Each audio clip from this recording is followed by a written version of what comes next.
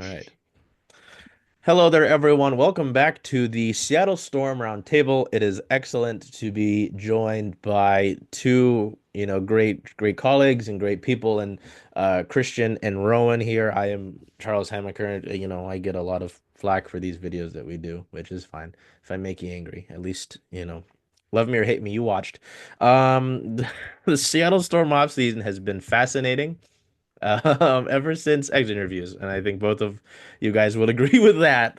I know we talked after, the investigation and all of that, all the great reporting that Christian did and all the things that we heard, you know, it's fascinating, and we seem to be moving forward along past that. We are in WNBA free agency, and I'll give you sort of a crash course at where we're at now.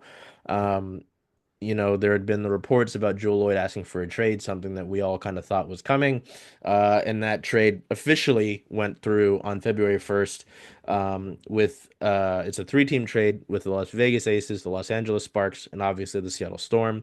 The Aces received the number 13 overall pick in addition to receiving Jewell Loyd. They got that number 13 overall pick in this year's draft from Los Angeles. Uh, Kelsey Plum, University of Washington. Oh, hi, Kelsey. University of Washington alum got her jersey retired just what felt like a week or two before this news.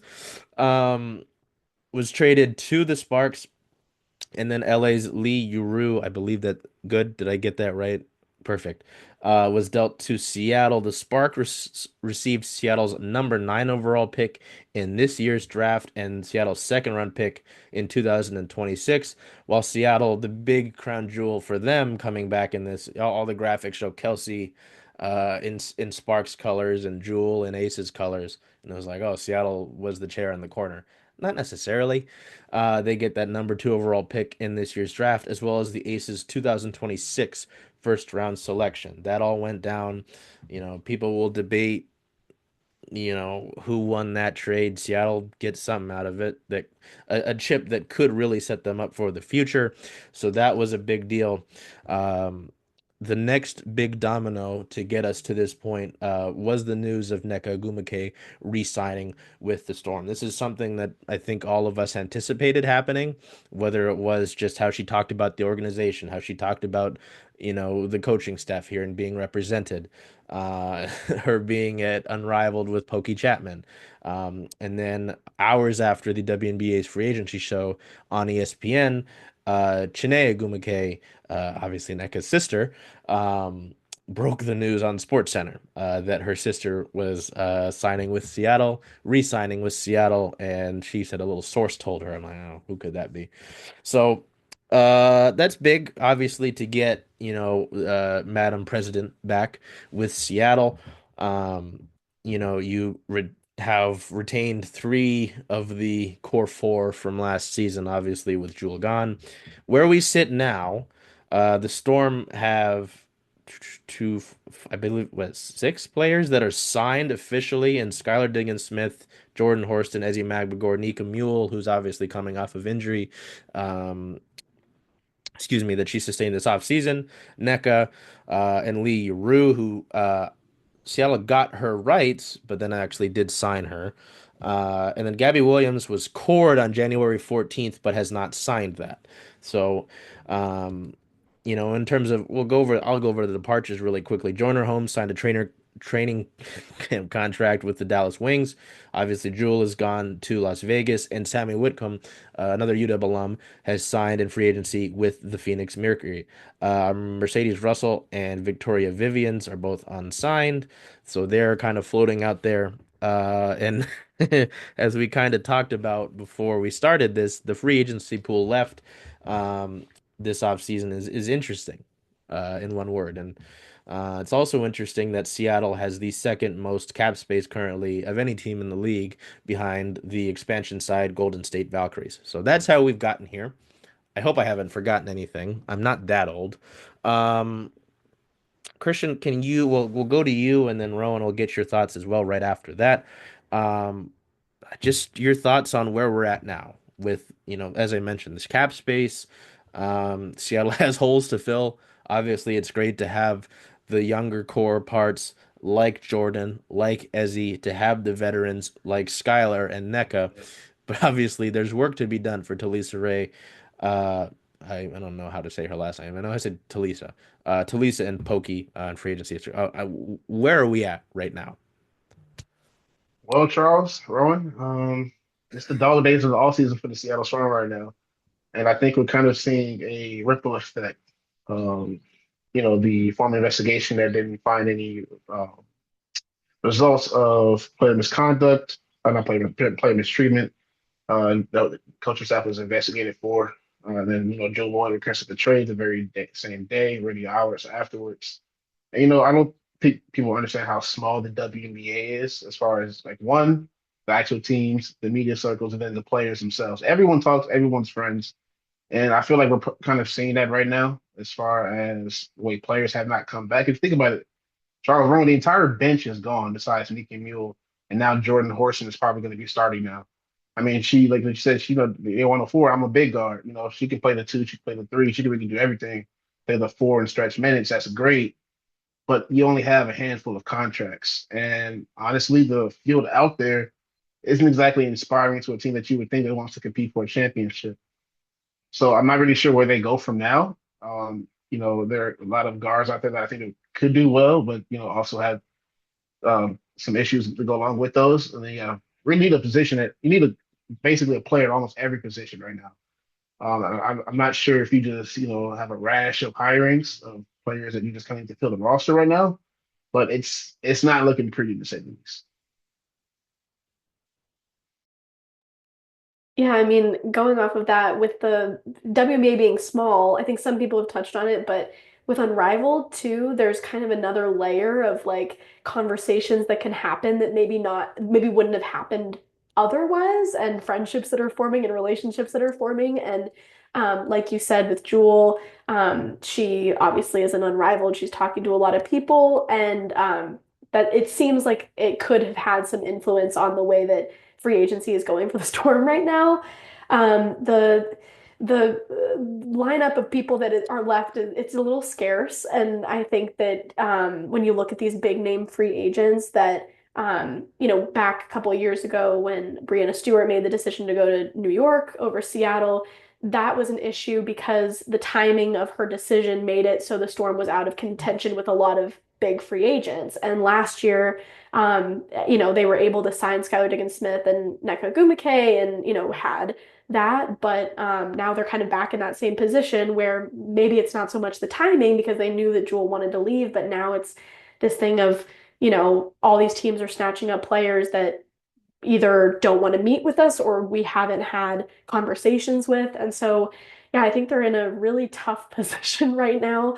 And just looking at who's left, I mean, you have Alicia Clark, who obviously spent a very large chunk of her career in Seattle, but it seems like she's having a good time in Las Vegas. We're not really sure. There are a lot of the people who are left, it appears to me, are kind of waiting to sign somewhere just based on cap space and just kind of seeing, maybe they already have an affiliation with the team. They've already had these conversations, but it just hasn't worked out yet. So I think the way that the Storm is right now, they're going to end up with some people that, will be decent pieces, but no one that will kind of be able to fill in that role that Jewell left and that space that Jewell left, which we've had that conversation many a time with this team of who's going to step in and, fill in these shoes. And it doesn't have to necessarily be that there's someone, at Jewell's caliber, but like you said, Christian, there needs to be someone at every position at this point. And if you wanted to completely change how your team is and let's say be a super strong post team and as opposed to what the Storm's identity has usually been, there's even not that option at this point because of the field that's out there. So I honestly don't really know where they go from here. I think that we kind of speculated that maybe they'd try and trade the number two pick after that, just because we know that they seem, the Storm likes that kind of veteran presence. But at this point, I think they should stick with that number two pick and really focus on the future. And unfortunately, they kind of missed their free agency um, opening. So gotta look towards the future, I guess. I think that's a great sort of segue into what I wanted to discuss because Christian's talked about it online, whether it's Blue Sky or the other place that's such a shell of itself. There's been thought of that, right? And at least looking again at the resources, you look for Seattle, this wrong one. This draft, 2025, they've got that second overall pick. Then they've got three other picks after that with their second rounder. They've got a third rounder that they got from the Mystics. And then they've got their own natural third rounder. And then if you want to look to 26, they've got four picks there as well. Uh, they've got three first round picks, sorry, next season. In the one they got from Vegas in this deal, the one from Los Angeles, um, and then their own. They don't have a second round pick next year. They got a third round pick. So I mean, the assets are there if they want to try to move for something. But at the same time, I don't know what's available in the trade market right now, right? Like a bunch of players have already moved, right? So like sorry, to go back to the second overall pick, Christian, I know you've already talked about it online. You've talked about it in an article that we posted. But with the second round pick, it's fascinating because there's all this buzz about obviously Paige Becker's at the top of this draft. I know she's got a year of eligibility. From what I understand, it seems like she is leaning to declaring, but also there's the murmurs, right, of her not wanting to go to Dallas. So as much as that's a pipe dream, and you can insert the photo of Nika Mule, and Paige Beckers in their Storm jerseys here. Um, Olivia Miles has popped up as someone who's been really exciting, right? Can I just have you talk about Olivia Miles, Christian, and then what the other option is there? Because it seems like if it's not that, things kind of get interesting is the nice word I'll use. And Rowan, I know you keep your eye on some college basketball as well. So any thoughts you'd have in that regard as well, I'd love to hear from you as well. You know, the pickings are pretty slim right now. I think this is more one of the more questionable drafts in recent memory. And I really think that's just because of course, COVID and players having that extra option to go back. But I really don't think that most of them will go back. But if there is one that's more likely to, it's probably Olivia Knowles. We've already seen cases be made as far as, she's played point guard, she played shooting guard next to Hannah. And I understand people may have, if she does come out of this drive, they kind of have some questions about that. But I think that's even better. Let's say Seattle drafts her at number two, she does come out. She has that experience. And I know people don't want to accept it, but Skylar and Nneka, when they first signed this organization last year, they understood they weren't going to play forever. This team has a really good core already with Ezzy and Jordan Horston. Now, let's say you draft Olivia Miles, you keep building through the draft, you get a couple of players in free agency. That's a good team. But as far as actually getting there, the first step is actually drafting Olivia Miles. And it feels like there was a tweet the other day that eight the number eight pick is getting passed around, and that's what it feels like. This number two overall pick is kind of now. I mean, I know those people are kind of outraged at the Sparks for saying, "Hey, we don't know if Olivia's actually going to be there. We can't get Paige now, so we're going to trade away the number two pick and get Kelsey Plum." Like, I don't think that's a terrible idea. I mean, I kind of get it because what if she doesn't come out, and now Seattle's with the number two pick, and you kind of don't know who you want to get. But also, I feel like that's kind of an excuse because there are so many other great players out there. Like right now, as far as fit, I feel like I need some more really good on this team. She's kind of maybe kind of an undersized four at this level, but she can shoot, she can dribble, and she's a really dependable passer. And her defense has gotten so much better over the last couple of years. And I remember her watching when she was at DePaul, and then she went to LSU. And like the improvements are there. The improvement with the jump shot is there. Um, I know the Storm have plenty of bigs. They have the Euro now. They have Ezzy. They have Nneka.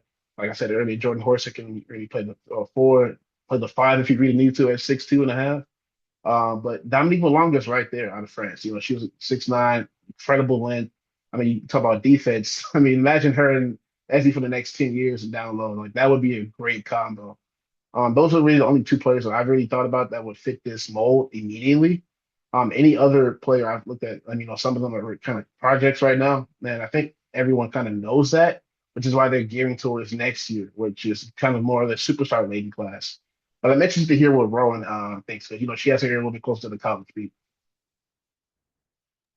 Yeah, I mean, when we're talking about Paige, like I know that's been a big conversation of is Paige going to come in? And if she is, is there any way that it could be passed down to Seattle? But I honestly think that a big part of that conversation that hasn't been talked about is that Dallas is kind of winning at free agency. And so that adds a whole other layer where maybe Paige didn't want to go to Dallas in their roster, what their roster was last year. But you have Kurt Miller at GM who's like killing it right now. You get Dejanay Carrington, Melissa Smith. That could be a big pull. Maybe you still don't want to play with the team or the organization, but it might just be, okay, these teammates are here that, she might have more interest in playing with. Enrique's there, obviously, and always has been. And I know that, she and Paige know each other and obviously would love to play together. But I think that at a certain point, it might be too big of a hassle to try and shuffle things around now that there's, a free agent, now that the free agency is going the way that it is. So that's definitely part of it. I think that her coming to Seattle, Paige coming to Seattle is slowly getting a little bit further and further out of focus than what it was at the beginning. Everyone was kind of talking about it.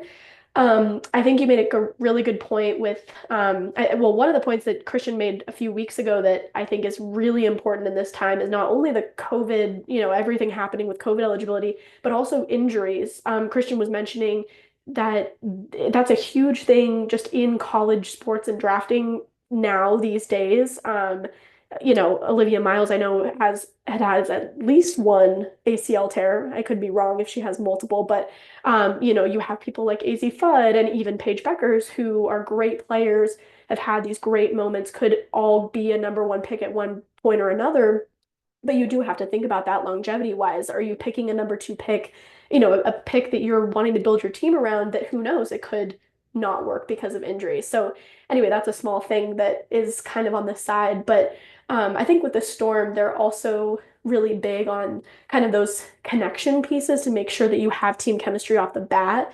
We've seen that in Seattle with all the Australians, with Sammy and Ezzy and just choosing Ezzy, who wasn't super talked about before she came in the WNBA, but the Storm front office knows these things. They know that these people are going to have chemistry. And so with Dominique Malonga, she obviously played with Gabby. So if Gabby does sign that, that's going to be huge, hugely important because they're going to know, okay, Gabby knows her. We know that this is already going to be something that could work really well. So I think that those are just things that people aren't thinking about. I think Olivia Miles could be a great fit, for all the reasons that you just listed, but there are a lot of other elements that go into it. And I think the Storm is one of those teams that, will kind of just choose people that some people don't really understand why sometimes, like again, with Ezzy. And clearly that's worked out for them. And they really care about that team chemistry aspect and longevity aspect as well. Sorry, it's still fascinating to try and think about what they're gonna do here. Um, two players I want to kind of talk about who are in vastly different situations that we haven't touched on yet, maybe a little bit for the second one. The first one we don't have to, well, that sounds mean. I'm not going to say that. The first one we just don't have as much information on is Mackenzie Holmes. They drafted her last year in the third round. I think Indiana's all-time program. I almost said franchise. Different, but college is moving towards franchises. All-time leading scorer for that program. Male or female, by the way. Let's Yes. remember that. Yep. Program. Yep. Yep. Program. Thank you. That is true. She's dope. So, like, she's a bucket getter. There's offense there.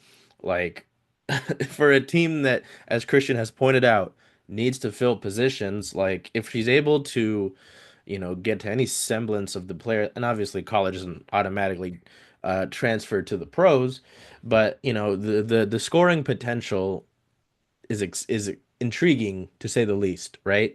I know the last thing, and I saw this because she was with Indiana when they came to play the University of Washington and squeaked that game out. That was very painful. That's right. She's a graduate assistant at Indiana and has been rehabbing there with Indiana as she's been a grad student, grad assistant, sorry. I know when she was drafted, I kind of asked, I was like, hey, is she going to come and visit the facility? Is she going to work out here? And my understanding was that she maybe a handful of times visited the facility, but that was kind of the extent of it. and kind of from there it's been up in the air. I mean, she's a 6'3" forward, um, coming off of a tough, I believe it was a tough knee injury. Um, I don't know. In this one, I'm gonna kind of throw to you guys to see because again, there's kind of limited information, whether it is about where she is, because again, we haven't heard about her since, okay, grad assistant, and then we were busy with the season last year. Could this be a piece? Because she is a free agent, right? I think it was brought up to today actually or yesterday, that Liz Kitley with Las Vegas had signed her deal. um, I don't know, because again, the scoring is intriguing, right? But also coming off of an injury that isn't exactly a minor injury is a giant question mark. Um, and with her not necessarily spending too much time here, maybe she doesn't have any attachment or reason to want to come back to Seattle. I'm gonna kind of throw that there because I don't know. Like again, it's just kind of a I don't know situation. Does it any thoughts here? Honestly, I've watched a lot of tape when Seattle first made that draft pick, and I was like, wow, 6'3", can really pop it from inside or out, 15 to 18 foot. Is really great in low post with the ball in their hands, especially passing out of double teams, because she can put the ball on the floor. So that's kind of what a couple things I saw. I was like, wow, this is like a really, modern 4 or 5 WNBA player, right? Um, I'm not as concerned about the injury because, as I understand, she didn't really have that many in college. So as far as like anything like major, as far as going under the knife or anything like that. So I'm not as worried as some other players that have went under the knife multiple times, had multiple knee issues in college. Like Rowan said, that's something that you have to pay attention to. Um, it's just bare bones, guys. Like if you would have told me at this point, maybe a month ago that Seattle wouldn't have signed a single free agent outside of the only player they thought they would have signed, like what's about the elephant in the room also? Gabby Williams has not signed her core offer yet. That was my next one. Yep. Like she hasn't signed her core offer yet. So there is a world where she can request a trade. And I feel like this is now even more. Now I don't have any sources or anything on this. I'm just spitballing. This is what I've been thinking the last couple of days. Not Seattle, New York struck out on the Sati deal, obviously because there was a report that Kurt Miller wanted Leonie Fibich and Queen Bee. That wasn't going to happen. Yeah, I don't know what that was, but yeah, not going to happen. So New York struck out, and like Ron was saying before we recorded, that Sabrina Ionescu said in Unravel that we're good basically with the roster they have in New York, and that is true. They may be great, but at the same time, look at all the other things that have improved. You've got a two-headed monster in Atlanta right now with Breonna Jones and BG. I'm not really worried about the whole spacing and shooting thing because you've got a 6'4" center and a 6'7", 6'8", 6'9" BG. So like, just deal with that first, then worry about the shooting, right? Use all the team fouls that you have in the first half. Then you've got other teams like Indiana's got so much better.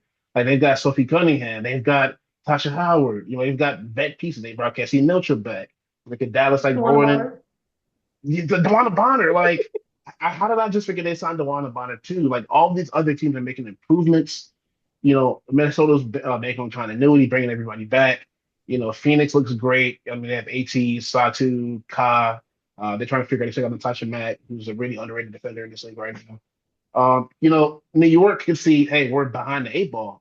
Trade for Gabby Williams. Like that's a realistic possibility right now because that was already a rumor around before the core offer came out that possibly they could sign a trade for that. So we'll see.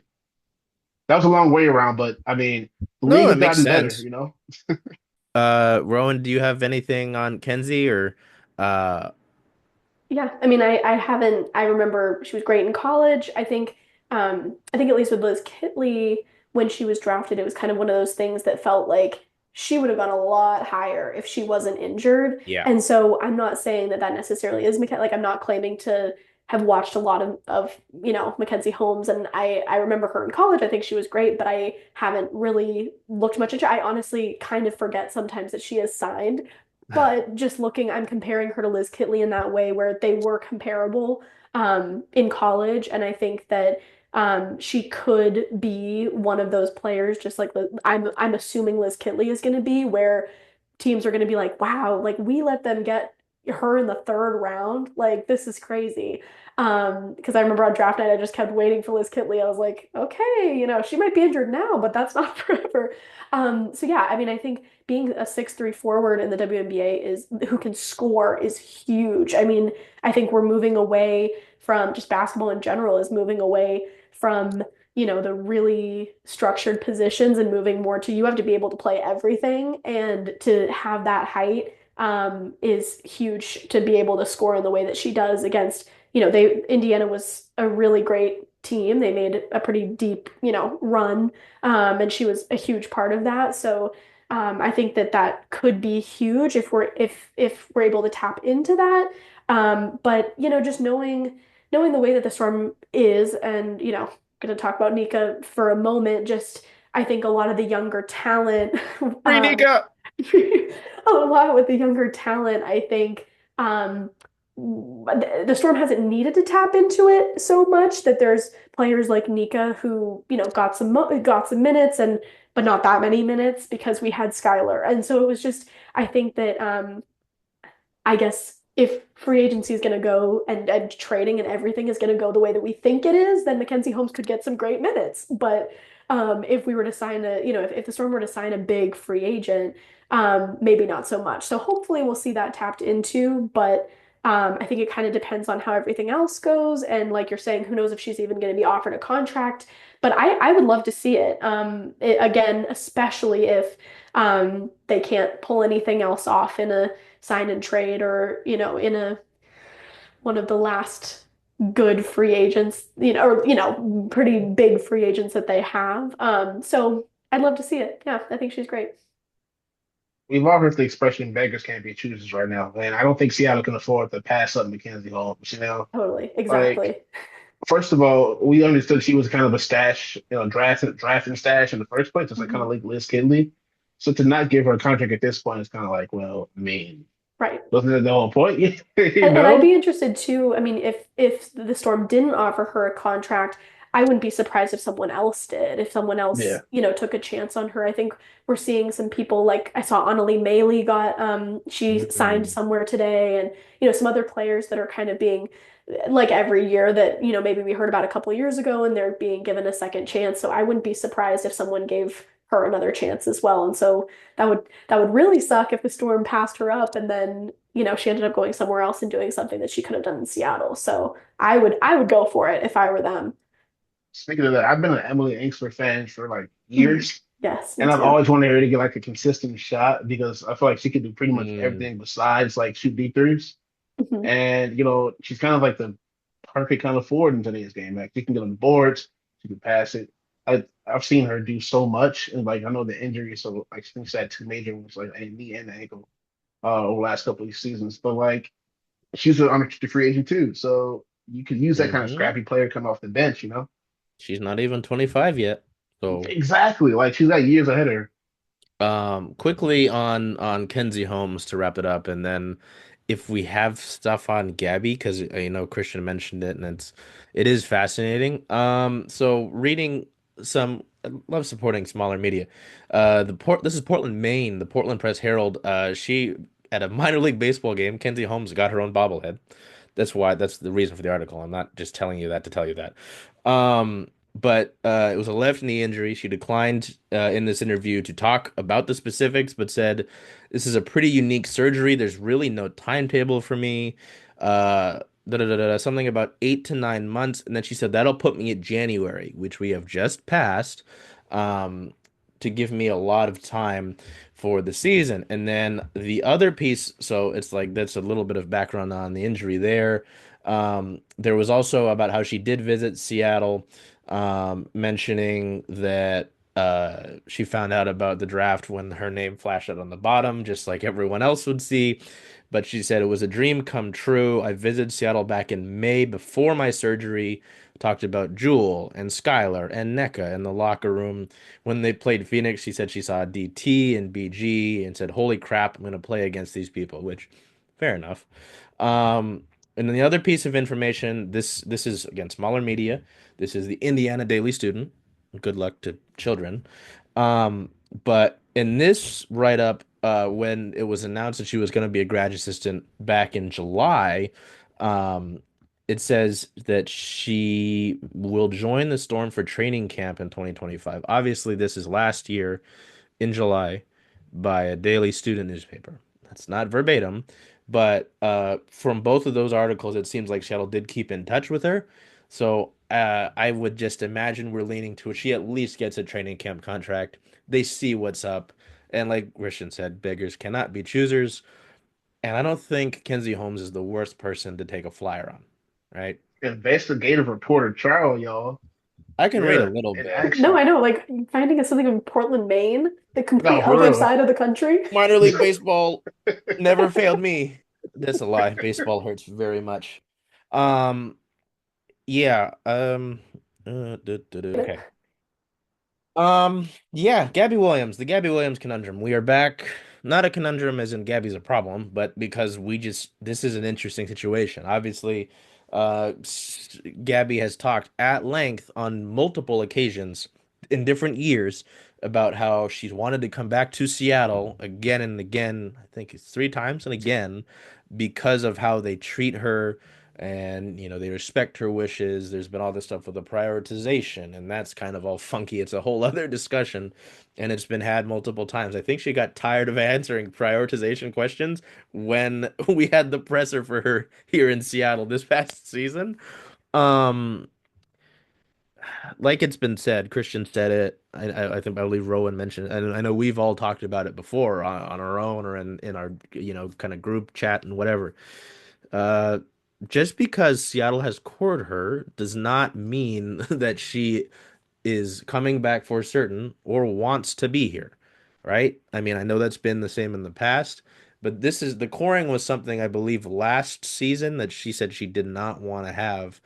Um, and we when we made our post about it on I know specifically Instagram, people were like, "Does this mean she's coming back?" And there was a lot of controversy in the comment section. Yeah, I mean, it very well could be that she gets traded. Um, this would be a significant salary boost from what Gabby has earned previously, right?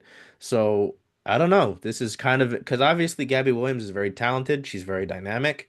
When her offensive side gets going, it's fun to watch. Excuse me. Been talking too much.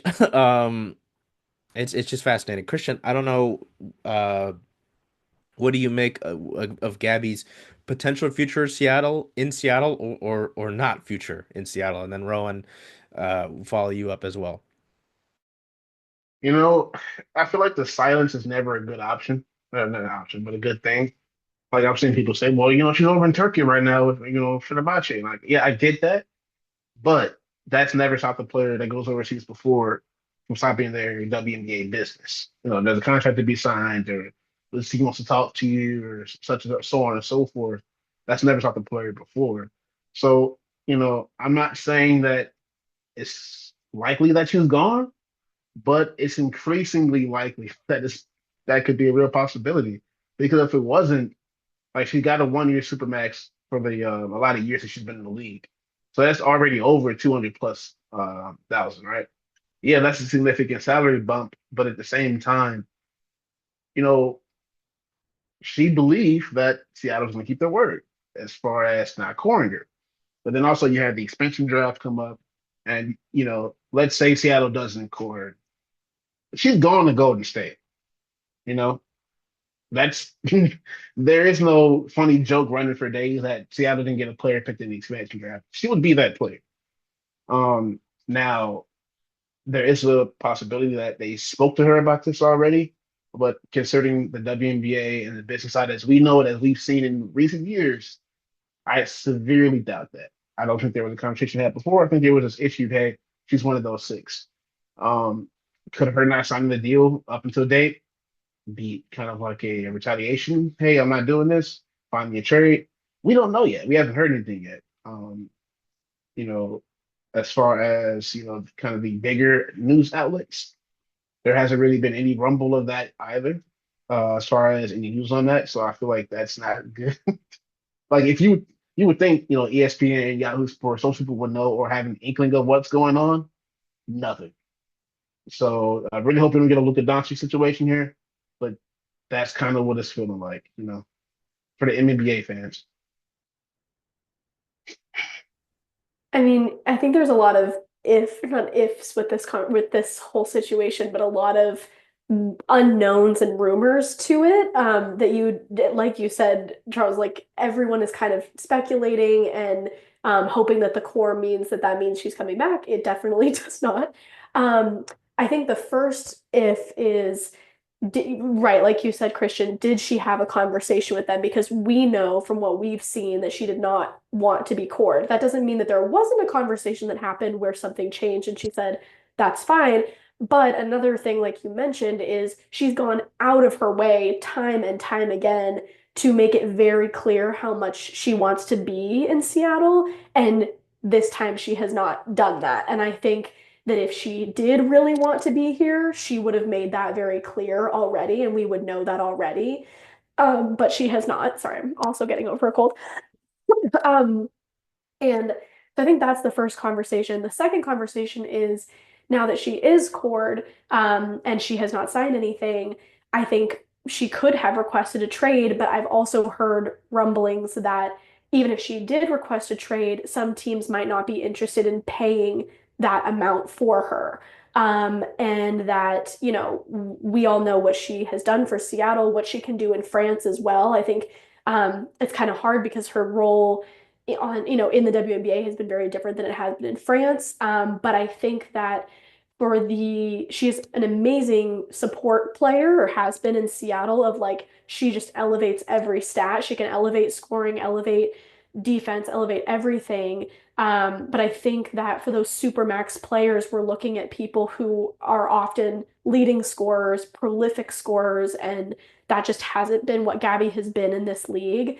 And so I think that that could be a reason for the hold up, I guess, is that she could want to trade and the Storm could be looking, but they might not be able to find anyone. And then if that happens, from there, it's kind of like, well, then what? You have someone who, if she, when she does come back to Seattle and she's on this contract, great, she's making a lot of money, but that breaks a lot of trust. If she wasn't hoping to be cored and then she also couldn't find a trade, that will really hurt the team chemistry issues that we already know were happening, or we can assume were happening based on the way that different players have reacted to the news. So I think either way, I'm assuming that Gabby is either not going to be back, or if she is, it might be a little bit of an interesting situation.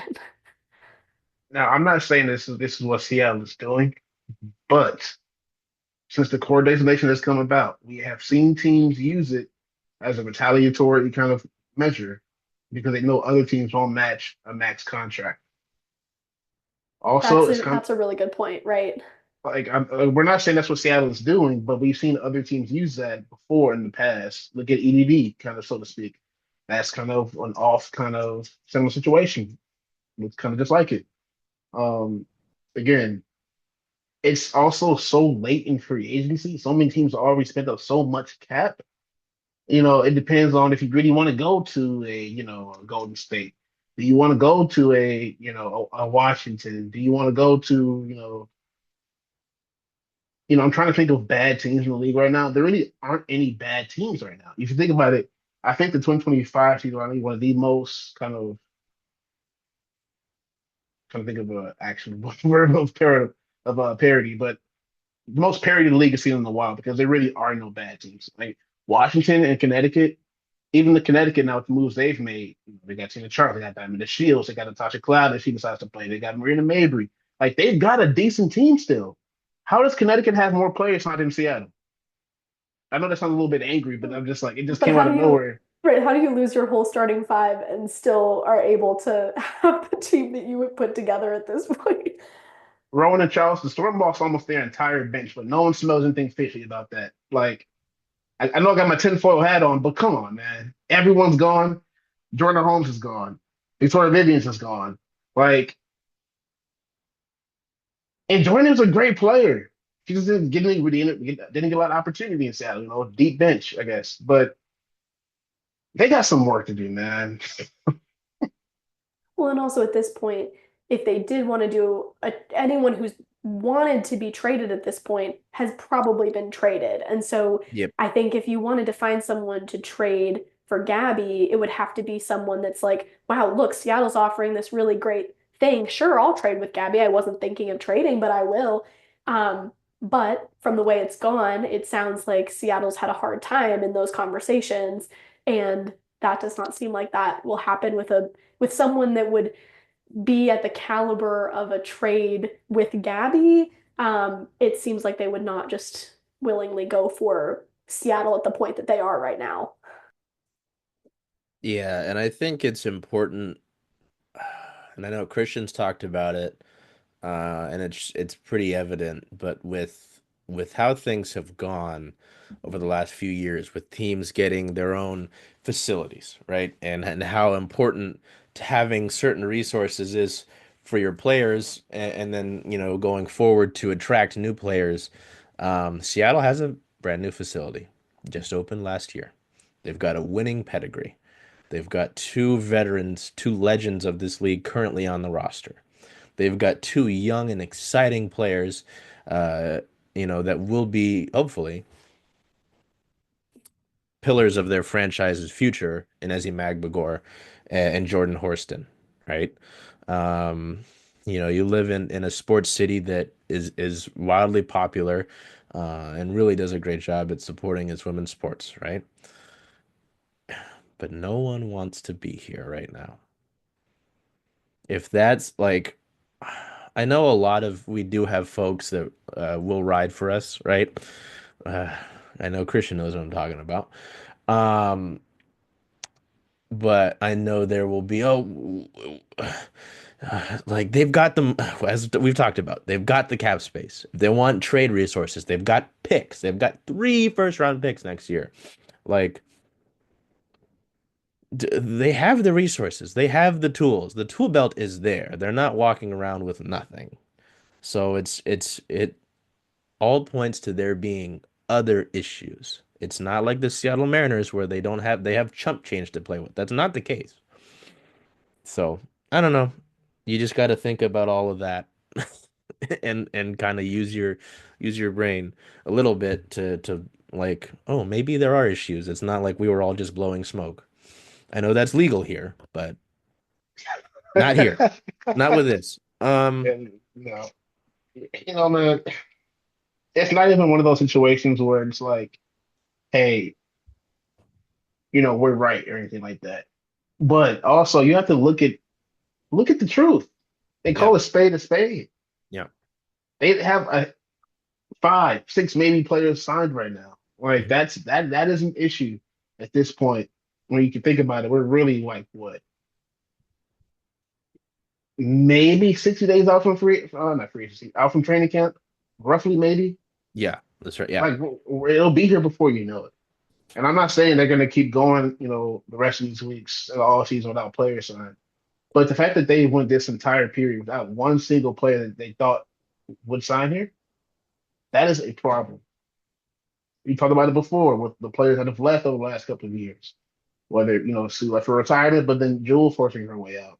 The Hmm. reports of being there friction in the front office and the coaching staff with Stewie, the reason why she possibly left. And then you have Jewell front face and center, one of the best players in this league, one of the most storied players in this league. I was talking to a couple of people the other day Mm. about the stuff that we were writing, and they told me straight up, there has never been an issue with Jewell Loyd her entire career. She has never been a first option since she got drafted. Why in the hell would she demand to be that first option in the very first year on her own that they could possibly win a championship? You tell me this year that she decided, okay, I got a taste of scoring 25 points a game. I want to do that again. I'm not saying that she hated it, but she wasn't very favorable of the 2023 season, if you guys remember. She didn't want to be the main guy. She didn't want to be having to score 30 points a game just to possibly win. That's what they went out and got Skylar Diggins for. That's what they went out and got Nneka Ogwumike for. That's why they went out and got Gabby Williams at the middle of the season to compete. It was Well, never a go I'm ahead. sorry.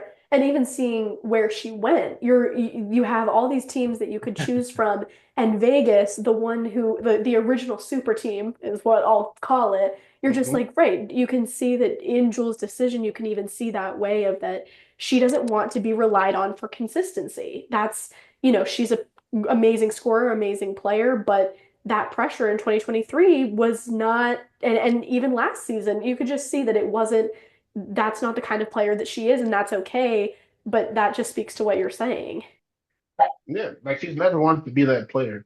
And I've seen so many people on social media like, "Oh yeah, she couldn't handle it," and I'm not saying she couldn't handle it, but she doesn't want to. Clearly, like she literally said in that press conference the other day to be able to just walk every day in her shoes and live her life. Like that has nothing to do with basketball. Yeah.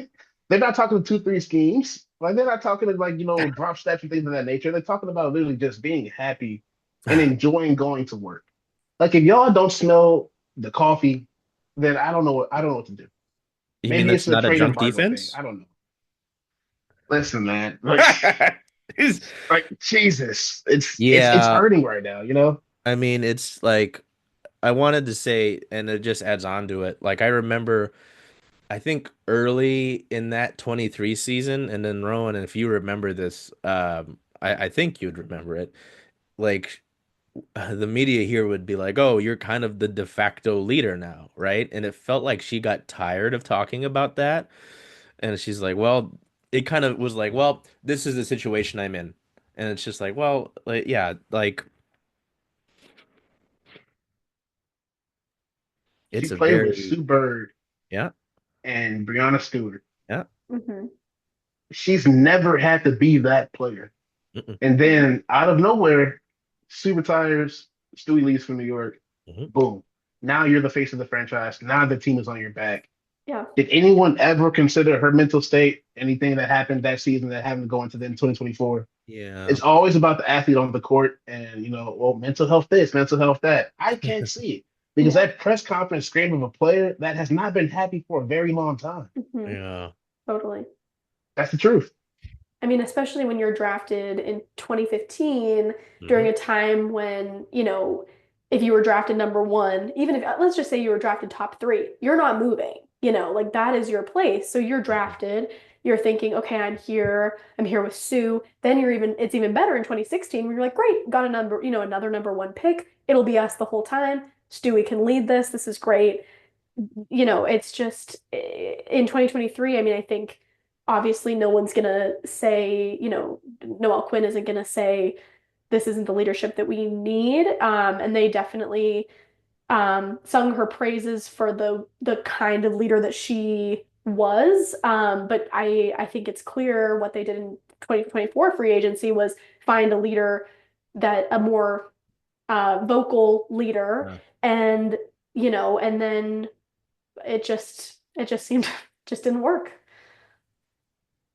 yeah. That's, I mean, well, and to talk about the leader that she was, kind of forced into being, like, I'll always remember the stories that, well, the word of mouth stories and then the IG stories of Jordan going out to Chicago, right?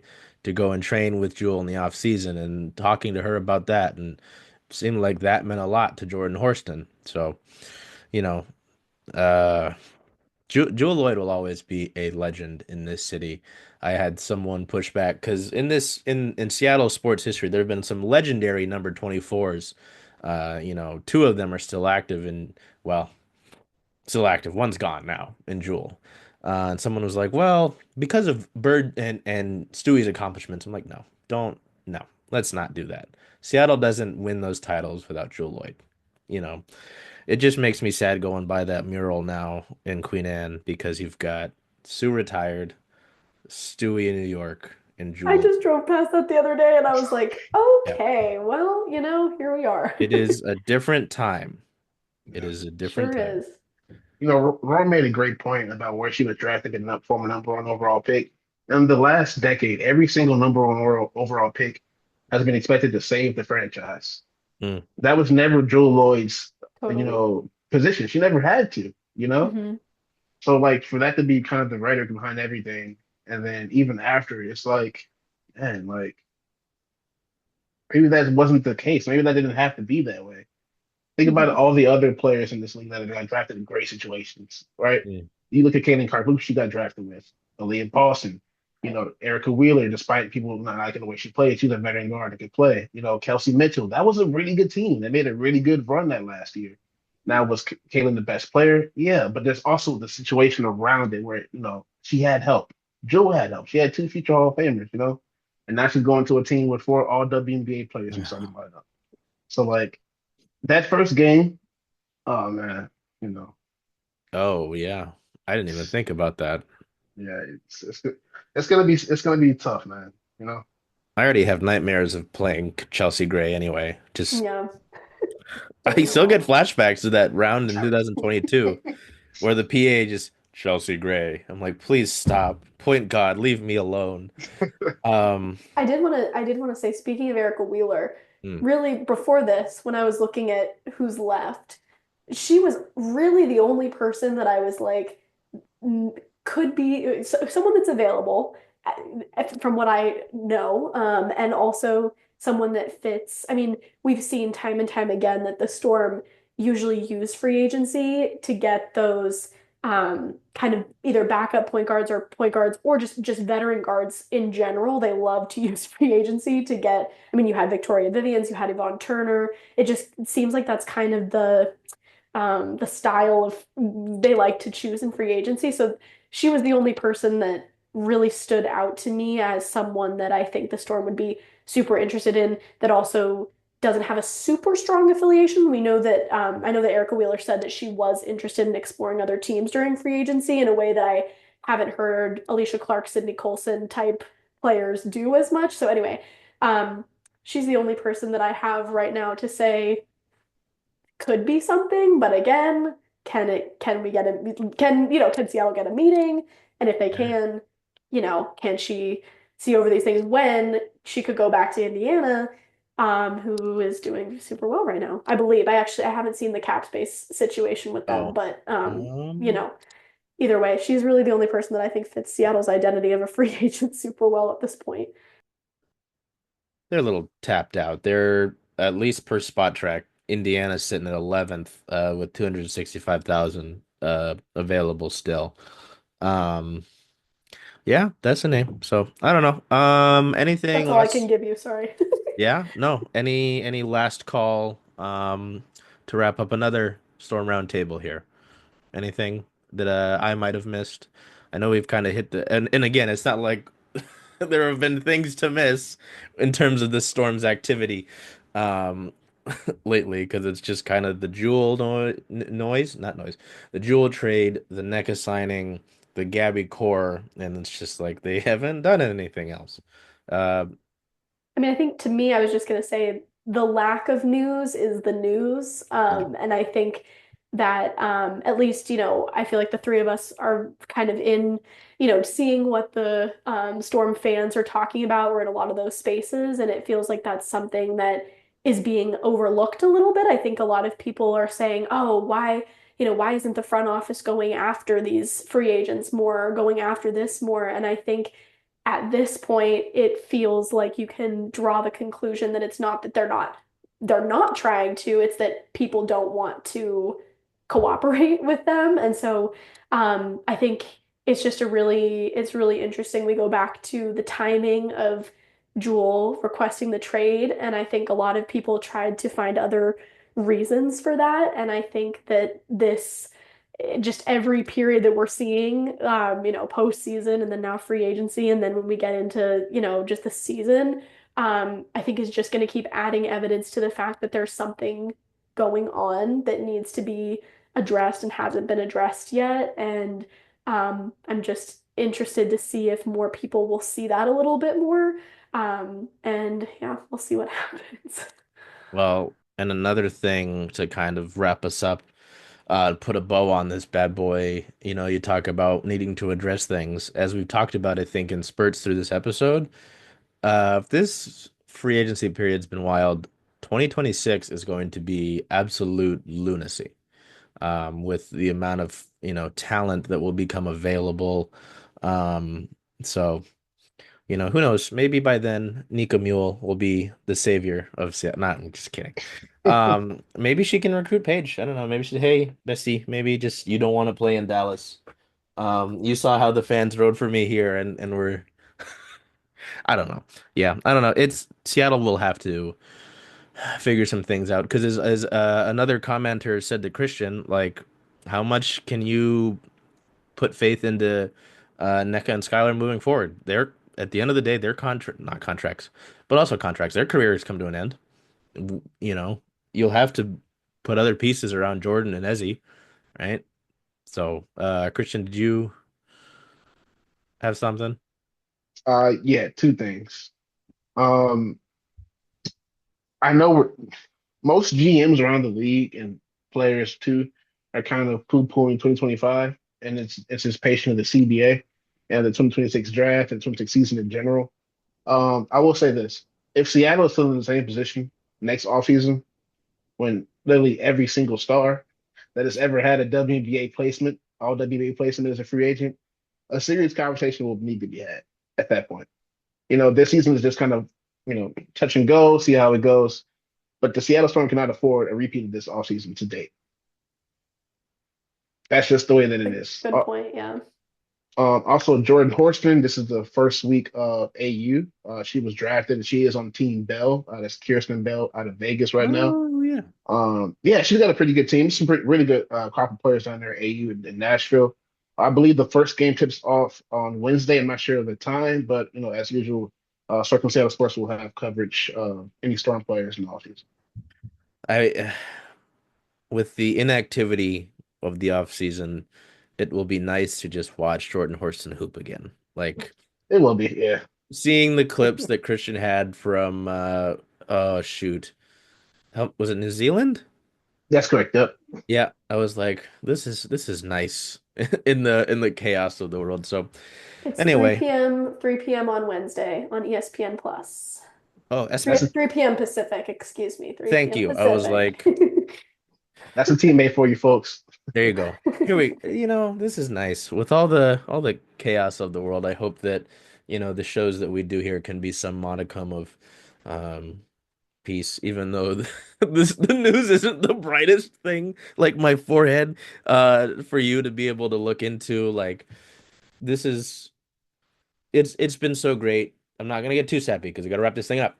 But to have two great minds to talk about this on a week to week basis, like, I hope that next season we are able to do like a post game show from the arena or something like that. So it's been great to get this going, and it is just refreshing to, whether it's publish Christian's work or basically just talk ball with these guys. So yeah, man, I don't know. Watch, we'll do this. I'll publish the show, and then they'll go and sign Kelsey Mitchell. They'll bring in Emily Engsler. Like, that's just how Kelsey it'll Mitchell's be. been signed. I'll. Are you serious? Yes. What? Like Who? Yeah, 5 years she ago. resigned like 3 days ago. Yeah. Oh, Okay, yeah. just thought I'd Okay. fact check you real quick. Okay. Okay. Emily That's another option Engsler. that's not an option anymore. Yeah. Okay. Sorry. I was like, wait a minute. Yeah. I'm saying, that's just how these shows go, is that I publish something, we're in the middle of it. Thankfully, nothing has happened as of this moment. Thank God. Um, and we'll get some. So I'm just gonna walk down to the facility and camp outside and see if anybody comes in to visit. Good idea. Okay. Oh, that's Atlanta. No, I'm kidding. All right. Hey, are you Exclusive 5'9" and reporting. taller? Have you ever Yeah. played How tall basketball? are you? Like, What's your experience level?